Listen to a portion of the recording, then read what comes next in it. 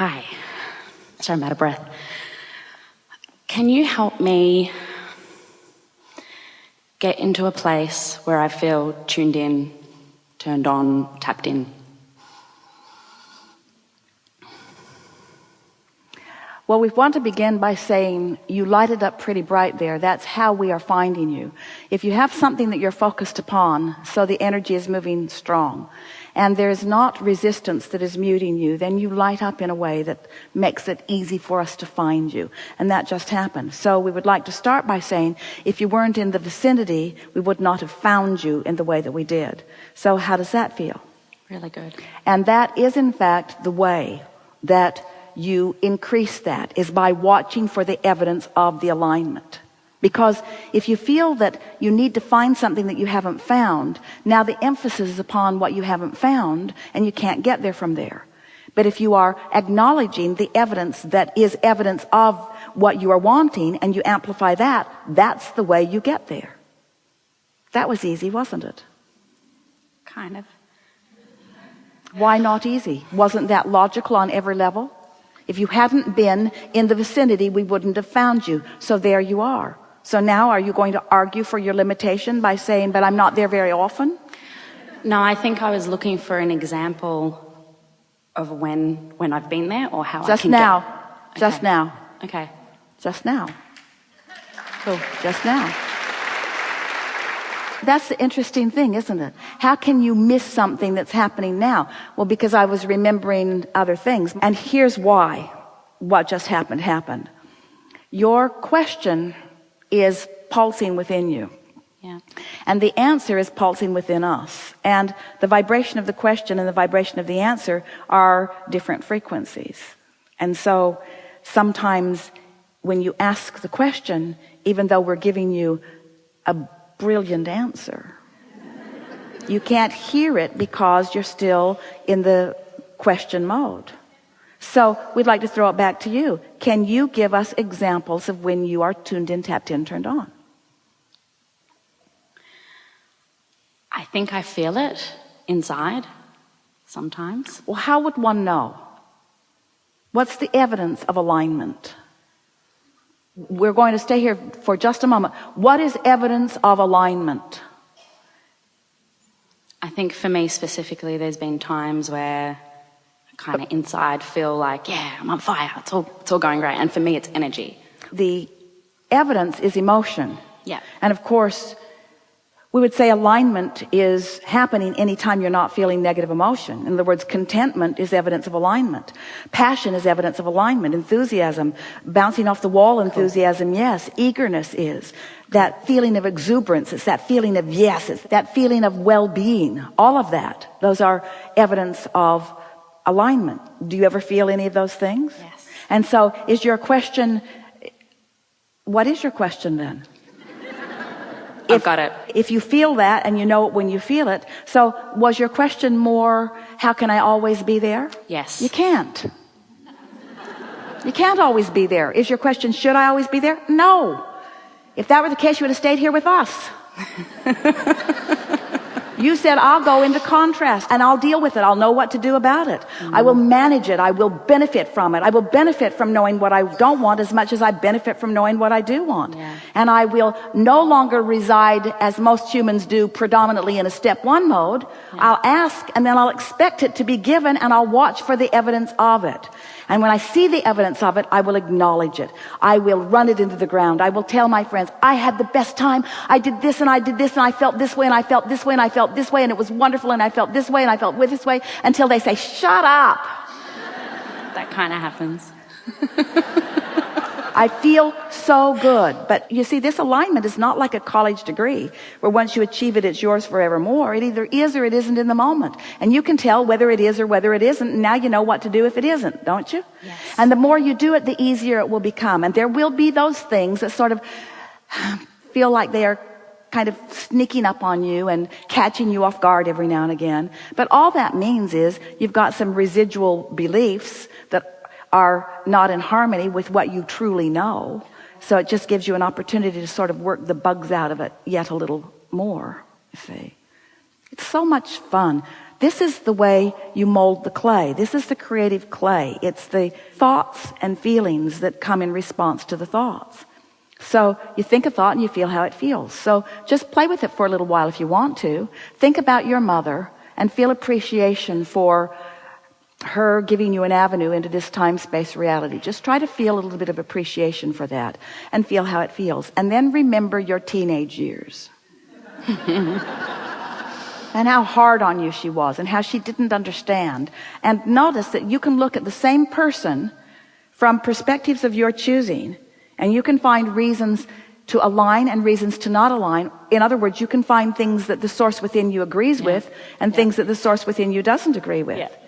So we're not wanting to make your question seem unimportant, because it is. One day, not long ago, a woman was sitting out there, and she had been eager about getting into the hot seat. We were actually not that aware of her. And she had, by her later description, a really, really powerful question, but she was invisible to us because her energy was so disjointed. She just had this important thing that she wanted to talk about, and she was nowhere in the vibrational vicinity of it. So as the day went on, as it has today, and she listened to more of our rambling and listened to more of our logic and began resonating with more of the knowledge that is within her and came more and more to alignment. All of a sudden she lighted up. There she was.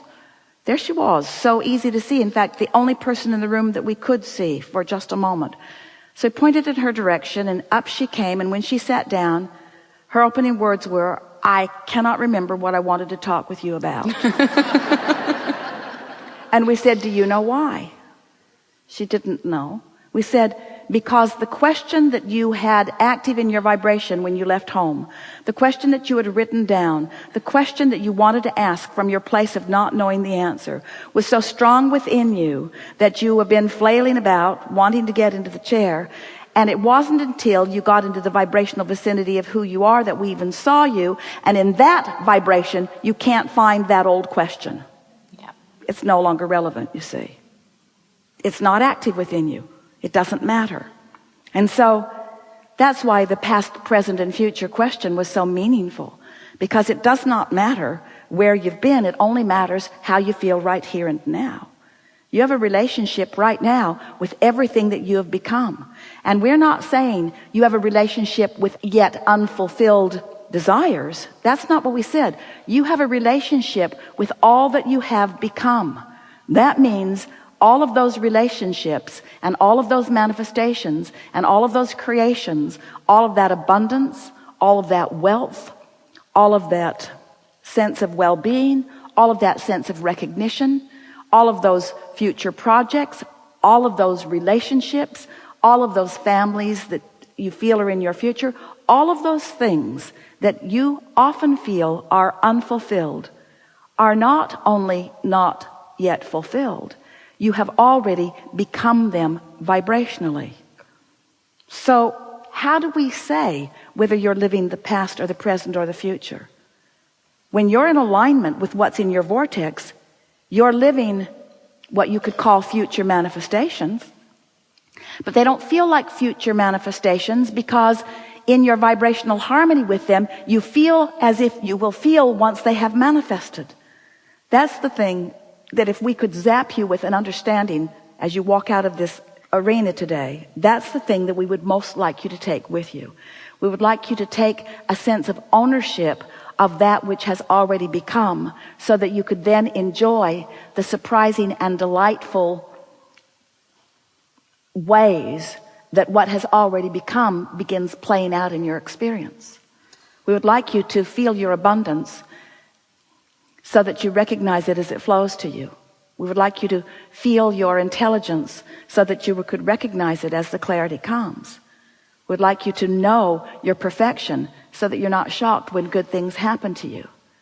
We would like you to feel often the love of Source that radiates through you, so that it doesn't feel like you have to work to appreciate the beauty of those around you or the beauty of your planet. You are vibrational beings. You are extensions of Source energy.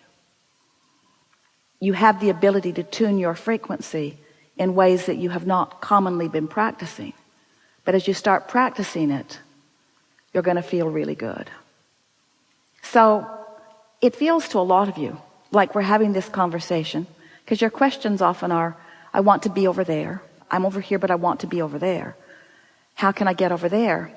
And it probably sounds to you like we're saying, you already are over there.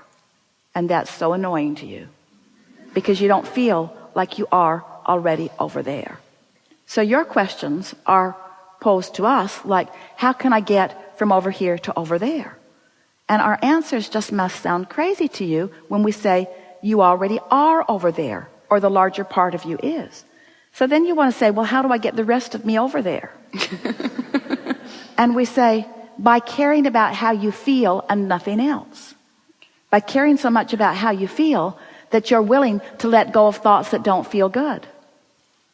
Esther has said to us, but Abraham, I know you don't want me to think that thought because I'm complaining about it.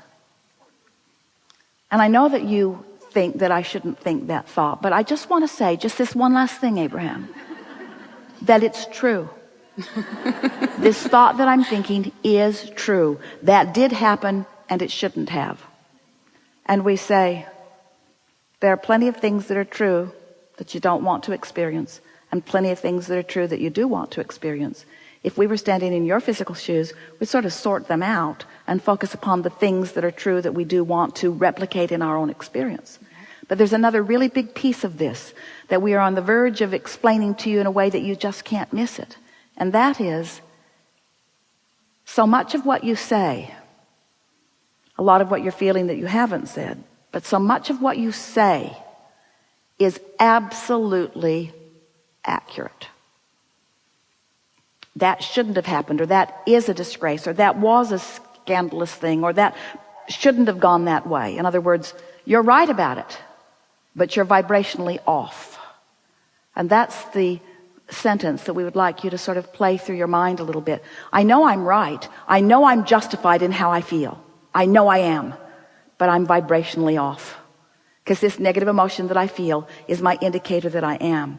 And then just say to yourself lovingly, and I just can't get there from there. I just can't get there.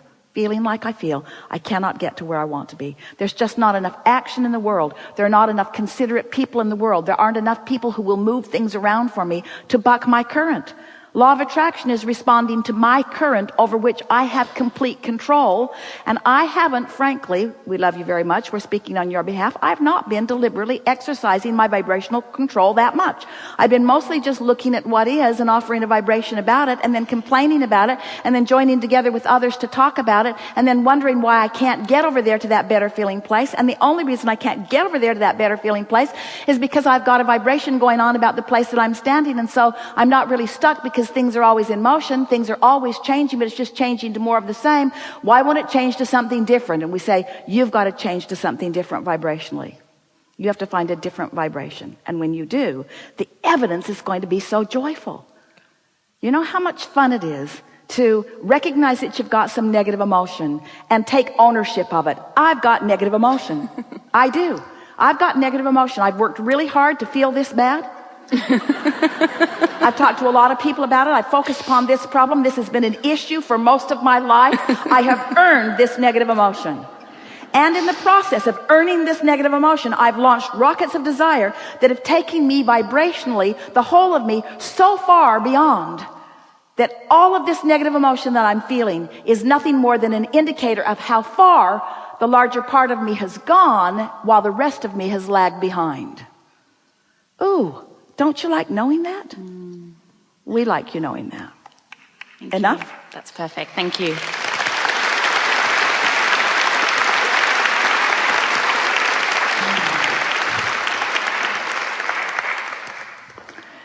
We're going to wrap up with this third row.